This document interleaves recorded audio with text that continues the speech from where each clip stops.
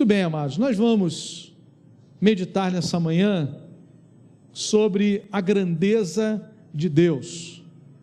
Nós somos chamados a olhar para esse Deus, Deus grande. É assim que Ele é apresentado na Escritura. Eu chamo a atenção dos irmãos para aquele texto do livro de Atos dos Apóstolos, quando o Espírito Santo desceu sobre a igreja, um dos dias mais importantes da história da igreja. Historicamente, a igreja nasce no Pentecostes, e é interessante a Bíblia nos dizer que quando o Espírito Santo desceu sobre aqueles homens, aquelas mulheres, aqueles que estavam reunidos, os visitantes, as pessoas que estavam em Jerusalém, ouviram aqueles homens, aquelas mulheres falarem das grandezas de Deus. Quando um cristão está cheio do Espírito Santo, ele anuncia a grandeza de Deus. É interessante isso. Nós precisamos olhar para esse Deus como de fato Ele é, um Deus grande, um Deus poderoso. Eu quero convidar você a abrir comigo, nós vamos ler alguns textos nessa manhã, mas vejam como Jesus é apresentado aqui, Tito capítulo 2, Tito 2, de 11 a 14.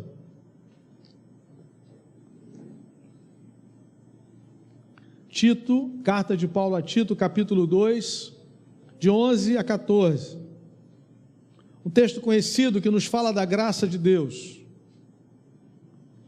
E Paulo diz: porquanto a graça de Deus se manifestou salvadora a todos os homens, educando-nos para que, renegadas a impiedade e as paixões mundanas, vivamos no presente século sensata, justa e piedosamente, aguardando a bendita esperança e a manifestação da glória do nosso grande Deus e Salvador, Cristo Jesus, o qual a si mesmo se deu por nós, a fim de remir-nos de toda a iniquidade e purificar para si mesmo um povo exclusivamente seu, zeloso de boas obras. Amém, amados?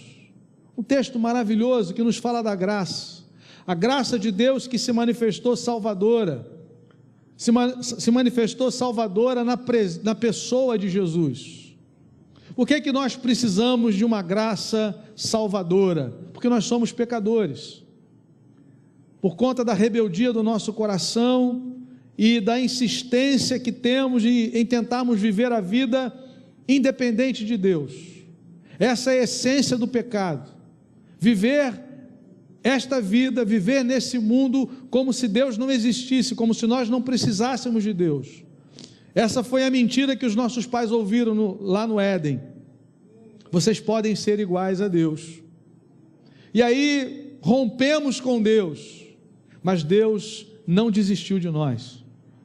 Na eternidade Ele já havia estabelecido um plano de redenção, e na história esse plano se manifesta na pessoa de Jesus. A história foi preparada para esse tempo, para esse momento, e Paulo diz: a graça de Deus se manifestou salvadora a todos os homens. No passado ela se manifestou em Cristo, no presente essa mesma graça está nos ensinando a viver, a andar com Jesus de maneira sensata, justa e piedosa.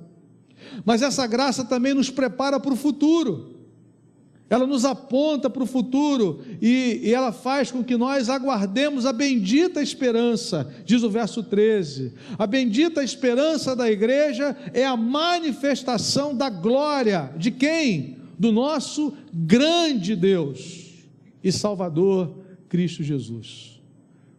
Fomos alcançados por essa graça, andamos nesse mundo, testemunhamos de Jesus, somos chamados a vivermos o grande mandamento e a grande comissão, e aguardamos a vinda, o retorno, a manifestação do nosso grande Deus e Salvador, Cristo Jesus. O Deus revelado na Escritura é o grande Deus, o grande Deus.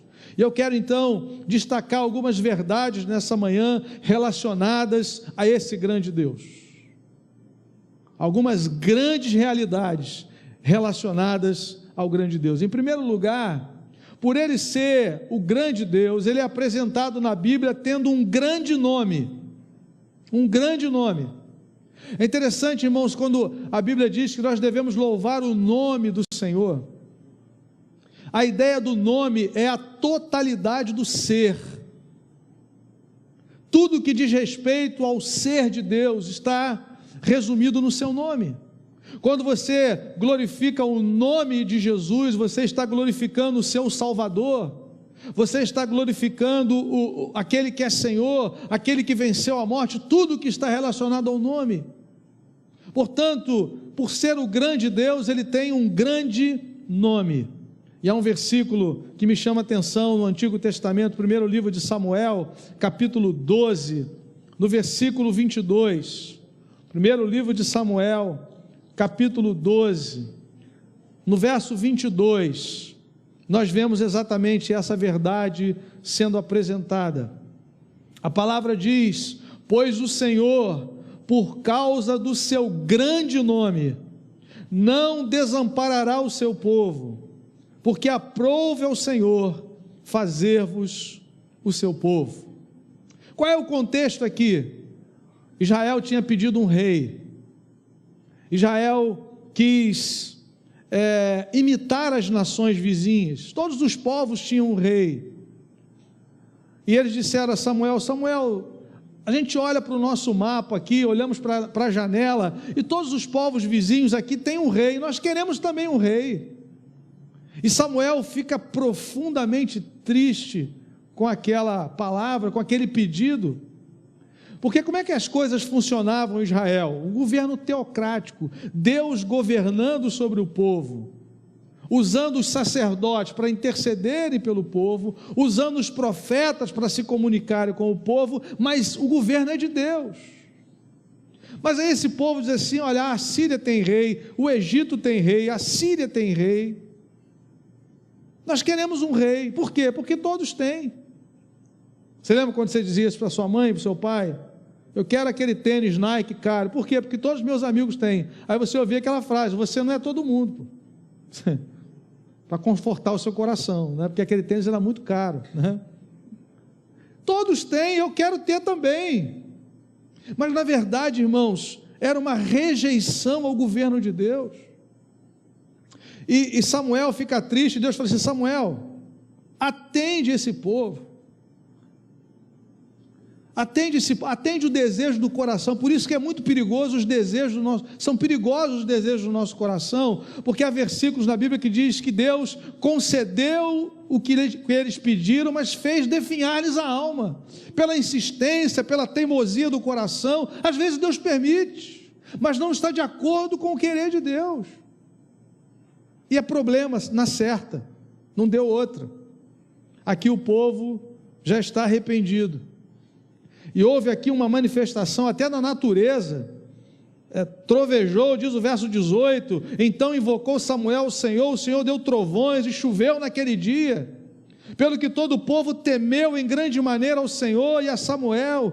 Todo o povo disse, verso 19, a Samuel: roga pelos teus servos ao Senhor teu Deus, para que não venhamos a morrer. Houve um temor profundo naquele dia, porque olha o que eles declaram no verso 19, na última parte: porque a todos os nossos pecados acrescentamos o mal de pedir para nós um rei. Eles reconhecem o que fizeram de errado, eles rejeitaram o Senhor. Queremos um rei, queremos um homem forte para nos governar. Amados irmãos, a história humana caminha nessa direção. Vai chegar um momento, e esse momento está chegando, que vão pedir um homem forte para governar, um governo único, e nós caminhamos para esse tempo. Mas há uma boa notícia para mim e para você: quando essas coisas começarem a acontecer, erguei a vossa cabeça, porque a vossa redenção se aproxima. As nações tem chegado à conclusão de que as suas demandas não são mais demandas locais, são globais. Por isso precisam de um governo único, de uma moeda única, de uma religião única. Irmãos, tudo que está aqui vai se cumprir, porque o Senhor é soberano. Mas nós temos um Senhor. Assim como os nossos irmãos no primeiro século morreram queimados como espetáculo ao imperador, porque eles declaravam que há um soberano, há um Quírios, e não é César, é Jesus Cristo, o Filho de Deus. Você está preparado para esse tempo? E aqui, irmãos, Samuel diz uma coisa muito interessante. A liderança da igreja, os oficiais da igreja, cada um recebeu uma lista de nomes para interceder durante todos os dias por um número de irmãos. E nessa lista que os irmãos receberam tem um versículo que está aqui nesse texto. O povo pediu a Samuel: Samuel, roga a nós, roga por nós, para que o Senhor tenha misericórdia, porque nós, além de todos os pecados que cometemos, nós acrescentamos o fato de pedirmos um rei. Ele diz no verso 23, quanto a mim, longe de mim que eu peque contra o Senhor, deixando de orar por vós. Samuel entendeu que como líder, ele pecaria contra Deus se ele não orasse por aquelas pessoas. Um dos papéis que Deus espera de nós como líderes cristãos, é que nós oremos pelo rebanho. Você, pai, homem de coragem, você precisa orar pela sua família, em nome de Jesus. Mas no versículo 22, Samuel traz uma palavra de conforto para aquele povo, uma palavra de direção para aquele povo. Ele diz: o Senhor, por causa do seu grande nome, não desamparará o seu povo. Mesmo esse povo sendo infiel, mesmo esse povo tendo falhado, Samuel diz: o Senhor não vai desamparar vocês, sabe qual é a razão? Por causa do seu grande nome. É nesse nome que nós estamos seguros, é nesse nome que a igreja descansa. Por causa do seu grande nome, o Senhor não vai nos desamparar, porque aprove ao Senhor fazer-vos o seu povo. Ele nos escolheu em Cristo Jesus, não fomos nós que o escolhemos, Ele nos escolheu. Ele designou para que possamos ir e dar frutos, frutos que permaneçam. Por isso nós descansamos nele, irmãos. Talvez você esteja como o povo de Israel nessa hora, olhando para a sua imperfeição, pensando: eu não mereço essa graça diária que me sustenta, nenhum de nós merece. Mas o Senhor nos sustenta, o Senhor nos guarda por causa do seu grande nome, pelo compromisso que Ele tem com a sua santidade, com a sua grandeza. Louvado seja Deus. O grande Deus é o Deus que tem um grande nome, e nesse nome nós temos segurança, e nesse nome nós podemos confiar. Segunda realidade que eu quero destacar nessa manhã é que esse grande Deus que tem um grande nome, Ele opera grandes obras, grandes obras. Apocalipse capítulo 15, no versículo de número 3, a palavra do Senhor nos diz assim: e entoavam o cântico de Moisés, servo de Deus, Apocalipse 15, 3, e o cântico do Cordeiro, dizendo: grandes e admiráveis são as tuas obras, Senhor Deus Todo-Poderoso, justos e verdadeiros são os teus caminhos, ó Rei das nações. Grandes e admiráveis são as tuas obras, Senhor Deus. O apóstolo João foi quem recebeu as revelações de Deus a respeito do glorioso futuro da igreja do Senhor Jesus. Ele pôde ver profeticamente como os vencedores louvarão o Senhor e celebrarão as suas grandes obras realizadas na história do seu povo. É interessante, entoarão o cântico de Moisés. Eu já falei aqui sobre o cântico de Moisés, Êxodo capítulo 15, quando o juízo de Deus veio contra o Egito, Quando a libertação de Deus se manifesta na vida do seu povo, a palavra diz que Moisés louvou o Senhor, Miriam louvou o Senhor, grande é o Senhor, e ele diz lá em Êxodo 15, o Senhor reina para sempre. Nós temos que entender, irmãos, que há um rei que governa a história. A sua vida não está nas mãos do novo presidente, do velho ou novo presidente dos Estados Unidos. A sua vida não está nas mãos da OMS. A sua vida não está nas mãos de homens. Nós descansamos no poder de Jesus. Faraó achou que tinha ingerência, podia matar, podia tirar a vida de quem ele quisesse, mas é uma liberdade vigiada, querido. Deus é soberano na história. A Bíblia diz que o povo de Israel passou a pés enxutos, mas quando os egípcios tentaram, foram de todos tragados, porque quem manda é o Senhor, Ele é quem governa. João viu o povo de Deus celebrando, dizendo, cantando o cântico de Moisés, mas também cantando o cântico do Cordeiro, aleluia, entoavam o cântico de Moisés e o cântico do Cordeiro, o Cordeiro que venceu o mal, que venceu toda a malignidade, toda a injustiça, querido, a injustiça com a qual convivemos, as maldades com as quais convivemos, elas têm hora para terminar na história, porque Jesus venceu a morte. Nós nos inquietamos como povo de Deus, porque nós somos o povo do Cordeiro, mas nós aguardamos novos céus e nova terra nos quais habita justiça. Não haverá mais injustiça, não haverá mais dor, morte, porque nós estaremos diante do Senhor, por causa das suas grandes obras. Nós não vamos estar diante do Senhor, porque nós somos grandes pessoas, por causa das nossas grandes virtudes, não, porque o Senhor é grande, tem um grande nome, e realizou uma grande obra em nosso lugar. Louvado seja Deus por isso.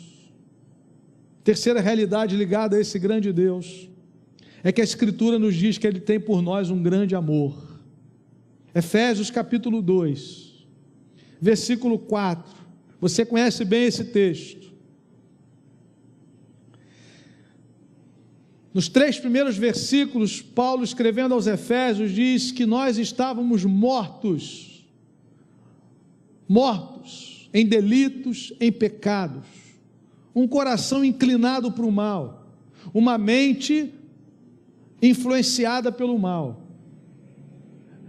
A palavra curso aparece ali, segundo o curso desse mundo. A ideia é o leito de um rio, né, que vai sendo inclinado, e é assim que nós vivemos, segundo os nossos pensamentos, segundo as inclinações da nossa natureza pecaminosa, segundo o príncipe da potestade do ar. Há um espírito que age nesse mundo, que é anticristão, um espírito maligno.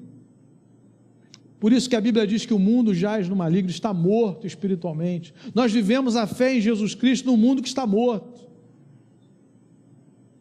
rompeu com Deus, seus valores são antagônicos à fé. Por isso, meu irmão, não espere de políticos que não têm o Espírito Santo na sua vida, que ele vai legislar em favor da família, em favor de valores cristãos, se não for a graça comum de Deus agindo.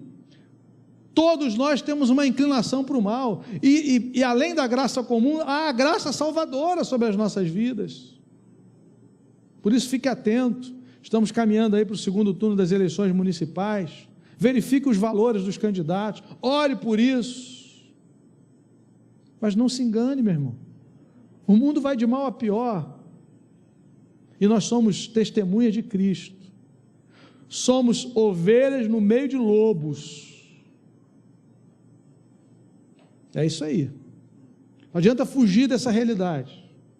Caminhamos para os dias finais, mas vivemos debaixo de um grande amor. Como é bom amanhecer a cada dia e saber que nós somos amados. E por que nós somos amados? Porque a nossa vida está em Cristo. A ira de Deus estava sobre nós, mas foi desviada pelo sangue de Jesus. O texto diz que éramos por natureza filhos da ira, diz o texto de Efésios 2. Mas depois de pintar esse quadro horroroso dos 3 primeiros versículos, o apóstolo Paulo diz no verso 4, inspirado pelo Espírito Santo, mas Deus, esse mais Deus aqui, é o ponto de virada nas nossas vidas, é o que estabelece a mudança. Éramos por natureza filhos da ira, inclinados ao pecado, andávamos segundo o curso desse mundo, mortos espiritualmente, mas Deus, a mudança está em Deus, vem de Deus, se origina em Deus, nesse grande Deus. Mas Deus, sendo rico em misericórdia, por causa do grande amor com que nos amou, nos deu vida, juntamente com Cristo, aleluia.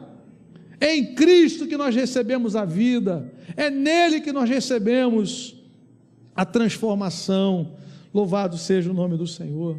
Éramos por natureza filhos da ira, a ira de Deus estava sobre nós. E como é que a ira de Deus é afastada da nossa cabeça? Através do sangue de Jesus. Veja o que Paulo diz aos Tessalonicenses, primeiro aos Tessalonicenses, capítulo 1, no versículo de número 10, no versículo 9, Paulo diz àqueles irmãos que eles experimentaram uma conversão, que é a obra do Espírito Santo, a regeneração, a partir da obra do Espírito que a nossa vida é convertida. Ele diz, pois eles mesmos, 1 Tessalonicenses 1,9, no tocante a nós, proclamam que repercussão teve o nosso ingresso no vosso meio, e como deixando os ídolos, essa obra do Espírito, irmãos, deixando os ídolos, vos convertestes a Deus. Para quê? Para 2 coisas, para servirdes o Deus vivo e verdadeiro. Se você foi convertido a Cristo, se você foi regenerado pelo Espírito Santo, Ele fez isso para você servir a Deus. Não é qualquer Deus, para servirdes o Deus vivo e verdadeiro. Amém, meu irmão?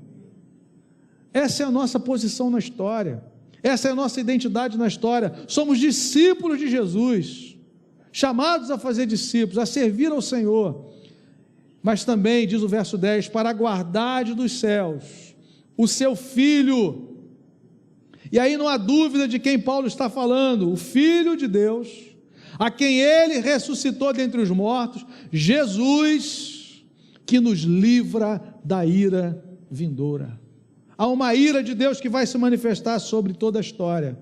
Quando a Bíblia fala da grande tribulação, a Bíblia diz que é o dia da ira do Cordeiro. Mas a palavra também diz que Jesus é aquele que nos livra dessa ira vindoura. É no sangue de Jesus. Mas a motivação é o grande amor de Deus. Foi o amor de Deus, esse grande amor, que nos resgatou. Amém, amados? Ele é o grande Deus, tem um grande nome, realiza grandes obras, tem um grande amor e nos preparou uma grande salvação. Hebreus capítulo 2, nosso irmão Érico ministrou nesse texto há algumas semanas. Chamada de atenção do autor para os ouvintes sobre o perigo de se negligenciar tão grande salvação. Hebreus capítulo 2, versículo de número 3, a palavra do Senhor declara o seguinte: como escaparemos nós, se negligenciarmos tão grande salvação, a qual, tendo sido anunciada inicialmente pelo Senhor, foi-nos depois confirmada pelos que a ouviram. Tão grande salvação. Esse grande Deus preparou para nós tão grande salvação. Salvação que nos foi oferecida gratuitamente em Jesus Cristo, o seu Filho amado. Salvação que não considera os méritos humanos, porque não há méritos em nós. Por isso, uma grande salvação. Imagine, amados irmãos, o que é passar uma eternidade longe de Deus. Imagine o que significa ser condenado eternamente. Passar não 100, 200, 300 anos, mas todo o resto da eternidade. Não há nem palavras, foge-nos as palavras, porque a nossa mente só consegue raciocinar dentro da linha do tempo. Mas a Bíblia diz que Deus é de eternidade a eternidade. Então, quando nós pensamos na grandeza da salvação, que já começa a ser experimentada por nós aqui em vida, com a regeneração, com a aceitação como filho de Deus, com o fato de pertencermos ao povo de Deus, mas ela tem desdobramento na eternidade. É uma grande salvação. Ela é grande porque um grande preço foi exigido. O apóstolo Pedro diz: não foi prata, não foi ouro, mas foi o sangue do Cordeiro. Deus entregou o seu Filho, Deus entregou o seu único Filho, para realizar essa grande salvação. Mas o alerta do autor é muito sério. Como escaparemos se negligenciarmos tão grande salvação? Você que está nos ouvindo nessa manhã, não há outro meio de salvação. Como escaparemos é nesse sentido, não existe uma outra possibilidade. Não existe a possibilidade de, após a morte, essa situação ser redefinida. A doutrina do purgatório é estranha ao Evangelho. Nessa mesma carta aos Hebreus, no capítulo 9, a Bíblia diz que ao homem está ordenado morrer uma só vez, e depois disso vem o juízo. Não há possibilidade de alteração desse estado pós-morte. É nesta vida, enquanto temos vida, que essa situação é definida. Por isso, o alerta: como escaparemos nós se negligenciarmos tão grande salvação? Quando nós olhamos para nós, para as impossibilidades da nossa vida. Semana passada eu falei sobre o gadareno.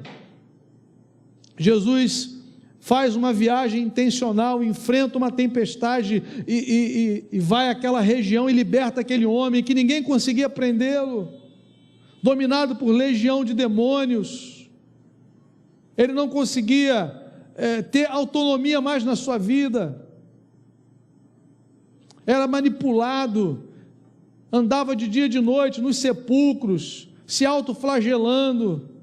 E aí Jesus vem e liberta esse homem, e ele quer ir então com o Senhor, diz: Senhor, eu quero entrar nesse barco aí, nesse barco tem vida. Aí Jesus falou assim: mas tem vida em você também, vai e anuncia na tua casa o que o Senhor fez na sua vida, como teve misericórdia de você. Como escaparemos nós se negligenciarmos tão grande salvação? Olhe para a sua vida, olhe para a sua realidade, olhe para você antes dessa revelação de Deus,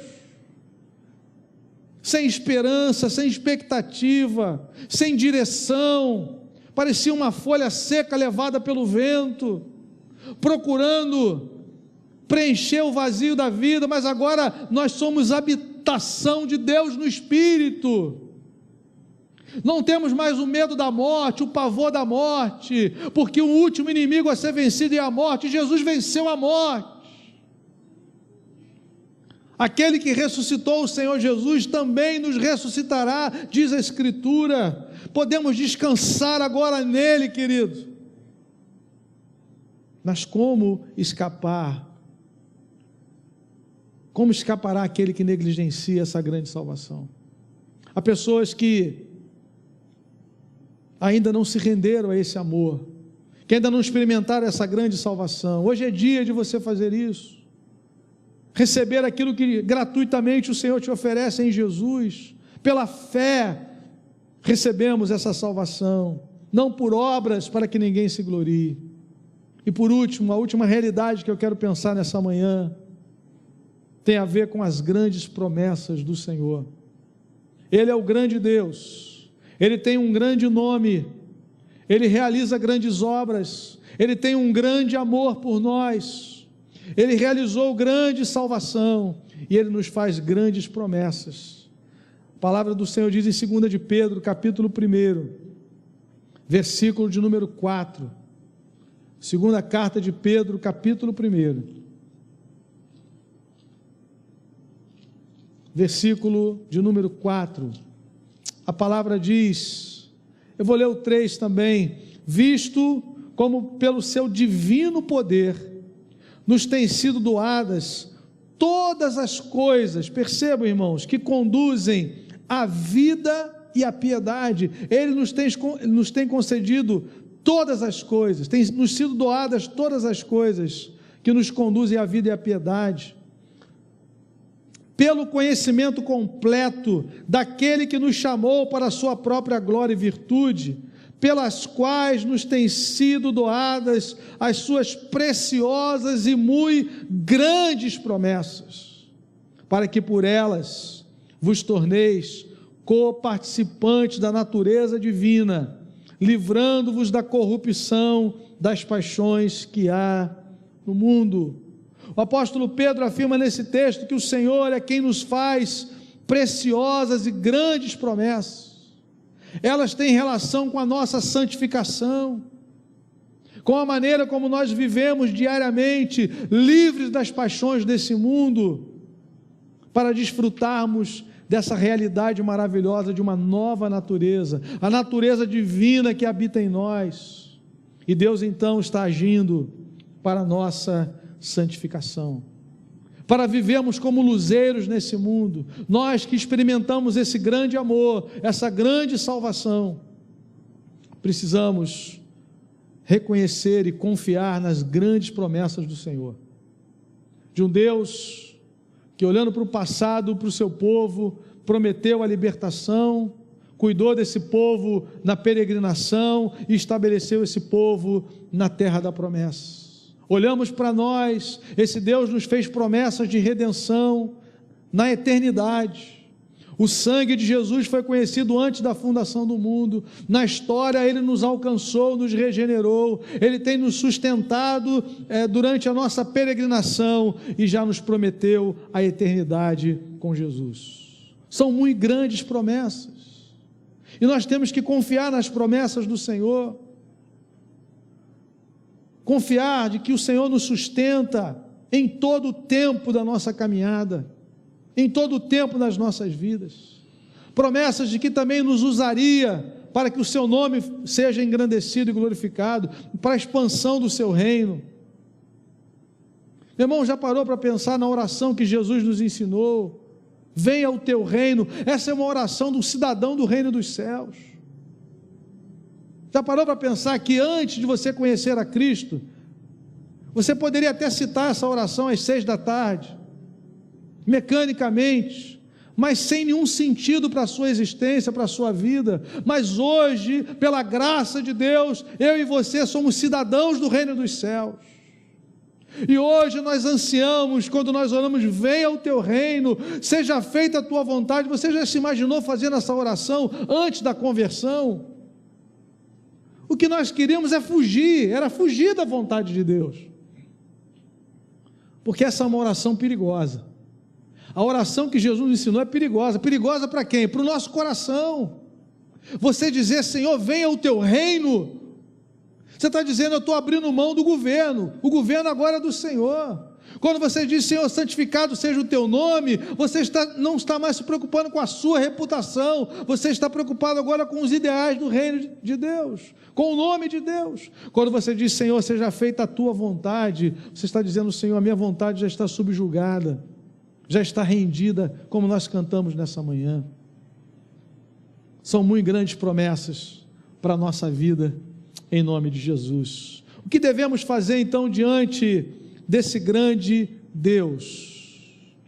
Primeiro, eu creio que devamos adorá-lo por causa do seu grande nome e louvá-lo por causa das suas grandes obras. Aleluia! Diante do grande Deus, nós só podemos nos render, irmãos. Só podemos nos render. Só podemos reconhecer que o seu nome é grande. Foi isso que Samuel disse para aquele povo, o povo que estava com dúvidas. Será que nós vamos ser abandonados no meio do caminho? Samuel diz, gente, o Senhor, por causa do seu grande nome, não desamparará o seu povo. É o nome dele, é pelo nome dele que ele zela. Nós descansamos nesse grande nome, nós descansamos nesse grande Deus, e nós devemos louvá-lo pelas suas grandes obras, obra da criação, obra da redenção, a obra da santificação e a consumação que nos aguarda. Ele é perfeito em todo o seu plano.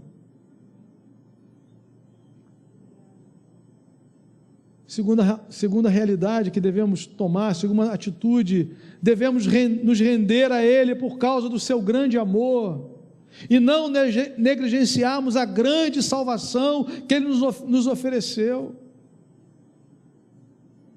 Rendição, meu irmão. Você não entende, mas Ele nos amou primeiro. Você não consegue entender, o Giovanni falou aqui, eu não consigo entender a graça de Deus na minha vida. Nós não conseguimos. A altura, a profundidade, a extensão desse amor, o amor de Cristo. Paulo diz: o amor de Cristo nos constrange. Nos constrange. Estava lendo ontem, mais uma vez, João 21. Jesus vai à praia, Pedro e mais alguns estão lá no mar, pescando de novo, mas quando eles chegam à praia já tem pão e peixe. Aí o Senhor fala assim: traga alguns aí que vocês pescaram. 153, o texto fala até a quantidade de peixe. Aí ele se dirige a Pedro e pergunta: Pedro, tu me amas? Pedro tinha negado ao Senhor 3 vezes, eu não sei quem ele é, e começou a praguejar, e a amaldiçoar, mas Jesus vai lá: Pedro, tu me amas? Apacenta. Como é que você vai dar os seus cordeiros, como é que você vai entregar o seu rebanho na mão de um camarada que negou o Senhor? Meu irmão, se isso não for amor, diz a canção, o oceano secou. Se isso não for amor, não há estrela no céu. Apacenta os meus cordeiros 3 vezes, 3 vezes, e esse homem é restaurado, e ele morre, e na hora da morte, diz os historiadores, que ele falou assim: eu não quero morrer como o meu Senhor, crucificado normalmente, eu quero ser de cabeça para baixo. Jesus falou isso para ele: Pedro, olha, quando você era mais jovem, você ia onde você queria, agora vai chegar um momento em que alguém vai pegar você e vai para o lugar onde você não quer. O texto diz, ele falava isso a respeito da sua morte, mas ele morreu para a glória de Deus. Ele diz: eu vi o que ele fez. Por isso, quando no capítulo 5 da sua primeira carta, ele está aconselhando os pastores, os presbíteros, ele diz: olha, nós somos testemunhas do sofrimento de Cristo e coparticipante da glória que há de ser revelada. Eu vi o que ele fez, eu vi o que ele fez por nós, por isso eu sou testemunha agora do seu sofrimento. Ele foi perdoado, o grande amor de Deus o alcançou, e nós devemos confiar em suas preciosas e grandes promessas, que têm o propósito, acima de tudo, de promover a nossa santificação. Meu irmão, nós fomos separados por Deus, nós não entendemos isso, nós não entendemos a grandeza dessa obra, nós não merecemos nem a salvação e nem sermos cooperadores de Deus, mas é a graça do Senhor, que o nosso coração se renda a Ele, que nós sejamos humildes a cada dia, que andemos na dependência do Espírito Santo, em obediência ao chamado do Senhor como igreja, porque nós abrimos essa reflexão lendo Tito capítulo 2 e vimos que a graça se manifestou salvadora, ela nos educa hoje, nos prepara para o futuro, e diz que o Senhor separou para si um povo zeloso de boas obras, um povo que precisa aproveitar a sua oportunidade histórica. Não podemos perder tempo com situações que não glorificam a Deus. Por isso Jesus só deixou um grande mandamento e uma grande comissão. O que é que Ele espera de nós? Que nós amemos a Deus acima de todas as coisas e ao próximo como a nós mesmos, o grande mandamento. E qual é a obra para a qual Ele nos chamou? E de fazer discípulos de todas as nações, é a grande comissão. Nós não podemos entrar ano e sair ano, como igreja, estamos envolvidos em tantas atividades, e abrimos mão da única missão que nos foi dada, que é fazer discípulos de Jesus, que começa lá em casa, quando você discipula o seu filho, a sua filha, ensinando a amar ao Senhor. Qual é o conteúdo do discipulado? Tem um livro, texto, tem a Escritura. Jesus deu todo o currículo, ensinando-vos a guardar tudo que vos tem ordenado. O que o Senhor tem ordenado você, meu irmão? A guardar, a obedecer, a praticar. Ensine isso para as pessoas. Quero lançar esse desafio para você mais uma vez. Peça a Deus: Senhor, eu quero investir em vidas, eu quero investir um tempo na minha semana com alguém para ensinar o Evangelho, ensinar a amar ao Senhor, fazer discípulos, transmitir a vida de Deus que há em mim, falar dessa graça, desse grande nome, desse grande Deus, dessas grandes obras, desse grande amor, em nome de Jesus. Ore ao Senhor durante essa semana. O Senhor Jesus falou para os seus discípulos: olha, quando vocês encontrarem uma casa que vos receba em paz, entrem nessa casa. São pessoas de paz, pessoas que estão abertas ao Evangelho. Peça a Deus: Senhor, pessoas de paz, como Cornélio abriu a sua casa, como Lídia abriu a sua casa, pessoas que estão querendo ouvir. Peça isso ao Senhor, invista nessas pessoas. Precisamos ser espiritualmente ativos. O que isso significa? É que nós conversamos com pessoas sobre todos os assuntos. Precisamos pedir a oportunidade e lançar sementes espirituais. As pessoas compartilham com você, meu irmão, minha irmã, necessidades. Conte uma história bíblica que fale daquela necessidade, se é enfermidade, se é ansiedade. Comece a lançar sementes espirituais. A palavra, o Senhor vai multiplicar, o Senhor vai fazer germinar essas sementes. Espiritualmente ativos. Falamos do futebol, do time que está bem, que está mal. Falamos do rapaz que bate um pênalti a 500 metros e quebra a janela dos outros. Tem gente com janela quebrada aí essa semana. Não tem problema, meu irmão. Já demos a volta por cima ontem, né? Mas fala de Jesus. Fala do Evangelho. Eclesiastes capítulo 11 diz: olha, lança a tua semente de manhã e à tarde, você não sabe qual é que vai prosperar, se essa, se aquela ou se ambas. Aproveite as oportunidades, conte histórias bíblicas, fale versículos bíblicos, ore por pessoas, para cumprirmos aquilo que o Senhor quer. E se houver oportunidade dela querer estudar a Bíblia com você, aproveite essa oportunidade. Pode ser remotamente, através de um aplicativo, mais simples que for para você, mas nesse tempo que eu estou falando, né, que nós temos restrições aí de contatos pessoais, mas não deixe de cumprir a vontade do Senhor. A pandemia não roubou de nós a nossa missão. Aleluia! A obra de Deus avança. Vidas têm conhecido esse grande Deus, desse Deus que opera grandes obras, desse Deus que realizou para nós grande salvação, que nos faz grandes promessas, e nós aguardamos aquele grande dia, que estaremos diante dele face a face, vendo a Jesus, assim como ele é. Amém, meu irmão? Lembre-se que quando o Espírito Santo desceu em Atos 2, as pessoas ouviram aqueles irmãos falando das grandezas de Deus, que na sua boca, que na minha boca, que da minha boca e da sua boca as pessoas possam ouvir falar da grandeza de Deus, em nome de Jesus. Vamos ficar em pé nesse momento, vamos orar.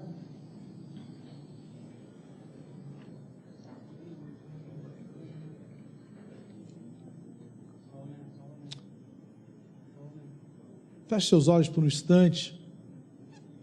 Você está diante do grande Deus, grande Deus.